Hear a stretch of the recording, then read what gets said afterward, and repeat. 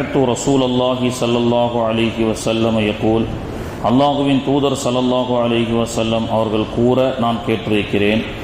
வஃப்துல்லாஹி ஸலாஸத்துன், அல்லாஹுடைய விருந்தாளிகள் என்பவர்கள் 3 பேர். அல் காசி, இறைவனுக்காக போர் புரியக்கூடிய முஜாஹிதீன்களான போராளிகள்.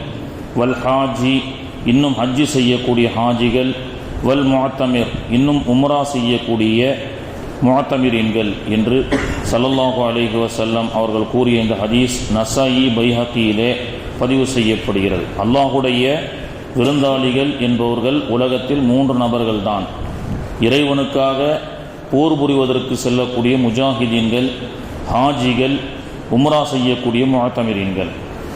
கால ரசூலுல்லாஹி ஸல்லல்லாஹு அலைஹி வஸல்லம், அல்லாஹுவின் தூதர் ஸல்லல்லாஹு அலைஹி வஸல்லம் அவர்கள் கூறியதாக அபூ ஹுரைரா ரலியல்லாஹு அன்ஹு அவர்கள் அறிவிக்கின்றார்கள். மன் ஹரஜ ஹாஜன், எவர் ஒருவர் ஹஜ்ஜிக்காக வெளியாகுகிறாரோ, அவ் முஅத்தமிரன், உம்ரா செய்வதற்காக புறப்படுகிறார்களோ, அவ் ஹாசியன், இறைவனுடைய பாதையிலே போர் புரிய செல்லக்கூடிய முஜாஹிதீன்கள் அவர்கள் புறப்படுகின்றார்களோ, ஹஜ்ஜிக்காக உம்ராவிற்காக இறைவனுடைய போருக்காக புறப்படக்கூடியவர்கள், சும்ம மாத்தஃபி தரீக்கத்தி, அவர்கள் செல்லக்கூடிய வழியிலே அவர்கள் வஃபாத்தாகிவிட்டால், கதபல்லாஹு லஹு, அவருக்கு எழுதப்படும் அஜ்ரல் காசி வல் ஹாஜி வல் முஅத்தமிரி, அவர் போர் புரிந்தவராக, ஹஜ்ஜி செய்தவராக, உம்ரா செய்தவராக அவருக்கு எழுதப்படும் என்று பெருமானார் ஸல்லல்லாஹு அலைஹி வஸல்லம் அவர்கள் கூறுகின்றார்கள். ஹஜ்ஜிக்காக புறப்பட்டு செல்லக்கூடிய ஹாஜிகளும் முஅத்தமிரீன்கள், உம்ரா செய்வதற்காக புறப்படக்கூடிய முஅத்தமிரீன்களும், இறைவனுடைய பாதையிலே தன்னுடைய தியாகம் செய்து செல்லக்கூடிய முஜாஹிதீன்களும், இந்த 3 நபர்களும் செல்லக்கூடிய வழியிலே அவர்கள் வஃபாத்தாகிவிட்டால் அவர்களை அல்லாஹு தஆலா ஹாஜியாக, உம்ரா செய்தவராக, இறைவழியிலே போர் புரிந்தவராக அல்லாஹு தஆலா அவருக்கு எழுதுகின்றான் என்று ஸல்லல்லாஹு அலைஹி வஸல்லம் அவர்கள் கூறுகின்றார்கள்.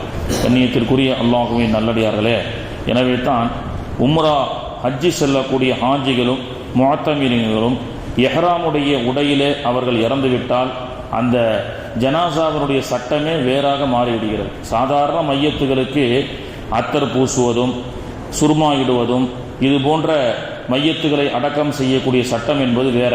இஹ்ராமுடைய ட்ரெஸ்ஸில் ஒரு ஹாஜி, ஹஜ்ஜிக்காக செல்லக்கூடிய ஹாஜியோ, முஅத்தமிரீன்கள் உம்ராவுக்காக செல்லக்கூடிய உம்ரா செய்யக்கூடிய முஅத்தமிரீன்களோ இறந்துவிட்டால் அவர்கள் இறந்த நிலையிலேயே அப்படியே அடக்கம் செய்ய வேண்டும் என்பது சட்டம். மற்ற மையத்துகளுக்கும் ஹாஜியுடைய மையத்துகளுக்கும் சட்டம் வித்தியாசப்படும். ஏனென்றால் ரசூல் ஸல்லல்லாஹு அலைஹி வஸல்லம் அவர்கள் சொன்னார்கள், ஹஜ்ஜி செய்யக்கூடிய ஹாஜிகள், உம்ரா செய்யக்கூடிய ஹாஜிகள் அந்த நிலையிலே இஹ்ராமுடைய ட்ரெஸ்ஸுடைய நிலையிலேயே அவர்கள் வஃபாத்தாகிவிட்டால் அந்த இஹ்ராம் தான் அவர்களுக்கு கஃபன்.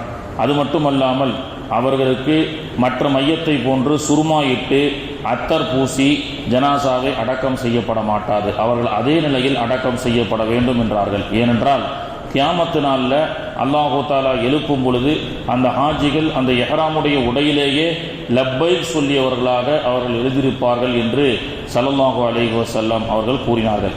இந்த நவீன காலத்தினுடைய ஒரு சட்டத்தையும் நாம் தெரிந்து கொள்ள வேண்டும். இப்பொழுது கஅபத்துல்லாவுக்கு உள்ளே செல்ல வேண்டும் என்று சொன்னால் உம்ரா செய்யக்கூடிய ஹாஜிகள் மட்டுமே இஹ்ராம் ஆடையில் இருக்கக்கூடிய நிலையில் மட்டுமே அனுமதிக்கப்படுகிறார்கள் என்ற ஒரு சட்டம் இப்பொழுது போட்டிருக்கிறார்கள்.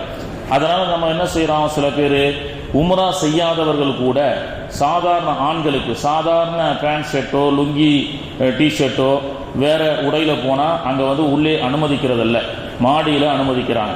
அதனால் தவாஃப் செய்யக்கூடிய எண்ணத்தில் செல்லக்கூடியவர்கள் இஹ்ராம் அல்லாத ட்ரெஸ்ஸில் போனால், அன்யூனிஃபார்மில் போனால் என்ன செய்கிறாங்க, வேற இடம் மாற்றி விட்டு மாடிக்கு செல்ல சொல்கிறார்கள் என்பதற்காக உம்ரா செய்யாதவர்கள் கூட என்ன செய்கிறாங்கன்னா இஹ்ராமுடைய ட்ரெஸ்ஸிலேயே உள்ளே, நான் இஹ்ராமுடைய ட்ரெஸ்ஸில் இருக்கிறதுனால உம்ரா செய்வதற்கு தான் செல்கிறார் அப்படின்னு அங்கே இருக்கக்கூடிய அந்த காவல் அதிகாரிகள் நினைத்து கொண்டு அவர்களை உள்ள பர்மிஷன் கொடுக்குறாங்க. ஓகே, ஆனால் இதில் ஒரு விஷயம் என்னன்னா, உம்ரா செய்வதற்காக நாம் சென்றால் பிரச்சனை இல்லை, மௌத்து எப்போ வேண்டுமானாலும் வரும், ஒரு சலாம் கொடுத்து மறு சலாம் கொடுக்கறதுக்குள்ள வரும்.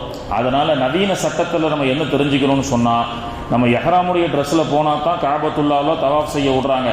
உம்ரா அல்லாத தவாஃப் செய்வதற்காக உம்ரா செய்யாத நிலையில எஹ்ராம் ட்ரெஸ்ல போனா தான் உள்ள விடுறாங்கன்னு சொல்லக்கூடிய ஹாஜிகள் எஹ்ராம் ட்ரெஸ்ல போறது தப்பு இல்லையான்னு நம்ம சட்டம் சொல்ல முடியாது. ஆனால் அப்படி நீங்கள் செல்ல நாடினால் பனியனோ உள்ளாடையோ போட்டுவிட்டு செல்லுங்கள். ஏனென்றால் சாதாரண மையத்துக்கு குளிப்பாட்டக்கூடிய சட்டம் என்பது வேற, உம்ரா செய்யக்கூடிய ஹாஜிகள் அவர்களுக்கு உண்டான சட்டம் என்பது வேற. அல்லாஹ் நமக்கு ஹயாத்தை நீட்டி கொடுக்கட்டும். அப்படி நம்ம உம்ரா செய்யாமல் எஹ்ராமுடைய நிலையிலேயே நம்ம எஹ்ராம் ட்ரெஸ்ஸை போட்டி கொண்டு முஅத்தமிரீன்களாக நாம உள்ளே சென்றால் அல்லாஹ் அந்த நேரத்தில் ஒரு மௌத்து வஃபா ரூஹு செல்லக்கூடிய சூழல் ஏற்பட்டதுன்னு வச்சுக்கிடுங்க. அப்போ நாம உம்ரா செய்வதாக இருக்கக்கூடிய நிலையிலேயே நம்மளை அடக்கம் செஞ்சிருவாங்க. அப்போ பொய் சொல்லி மௌத்தார மாதிரி ஆயிரும்.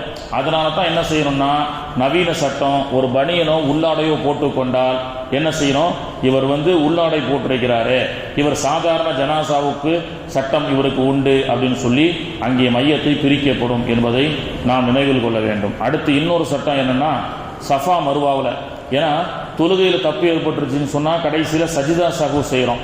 தொழுகை முறிஞ்சிருச்சு, ஃபர்ல விட்டுட்டோம்னா மீண்டும் தொழுகிறோம். உம்ராவுக்காக இவ்வளோ கஷ்டப்பட்டு எல்லையை தாண்டி நம்ம போயிட்டு அங்கே ஏதேனும் நம்மளுடைய ஹஜ்ஜு கூடாமல் உம்ரா கூடாமல் இருக்கக்கூடிய ஒரு செயலை செஞ்சிட்டா அதுக்கு என்ன பகரமாக செய்யணும், தம்மு கொடுக்கணும். தம்மு கொடுக்கணும்னா ஒரு ஆட்டை அறுத்து பலியிட வேண்டும். இதில் நிறைய பேர் பண்ணக்கூடிய மிஸ்டேக் என்னன்னா, பெண்கள் ஆண்கள் காபத்துல்லாவை 7 முறை தவாஃப் செய்கிறார்கள், சஃபா மருவாவை 7 முறை தொங்கோட்டம் போடுகிறார்கள். ஓடி முடித்ததோடு உம்ரா முடிந்து விடுகிறது. உம்ரா முடிஞ்சிருச்சு.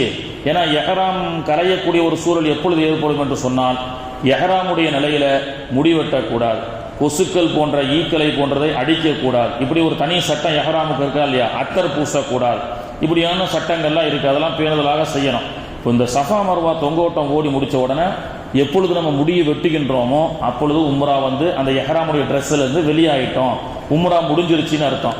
இதுல சில பேர் என்ன செய்வாங்க, பெண்கள் அப்படின்னு சொன்னா அடுத்தவர்கள் உம்ரா முடிச்ச உடனே என்ன செய்வாங்க, மற்ற பெண்களுடைய முடிகளை சில பெண்கள் கட் பண்ணி விடுவாங்க. அப்படி செய்யும் பொழுது தன்னுடைய முடியை முதல்ல கட் பண்ணிட்டு எஹ்ராம கலைஞ்சிட்ட பிறகுதான் அடுத்தவங்க முடியை கட் பண்ணும். சில பேர் என்ன செய்வாங்க, தன்னுடைய முடியை கட் பண்ணாம எஹ்ராமுடைய நிலையிலேயே அடுத்தவங்க முடியை கட் பண்ணி அவங்க உம்ராவை முறித்துக் கொள்வார்கள். அப்போ இந்த மாதிரி சின்ன சின்ன விஷயத்தை ரொம்ப ஜாக்கிரதையாக ஆஜிகள் உம்ரா செய்யக்கூடிய முஅத்தமிரீன்கள் தெரிந்து கொள்ள வேண்டும். அப்ப என்ன செய்யணும், நம்மளுடைய எஹ்ராம கலைவதற்காக முதல்ல நம்முடைய முடியை கட் பண்ணணும்.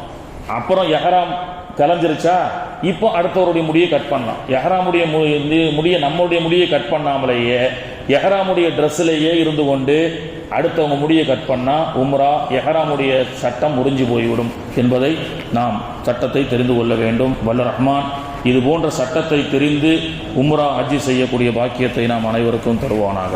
சுப்ஹானல்லாஹி.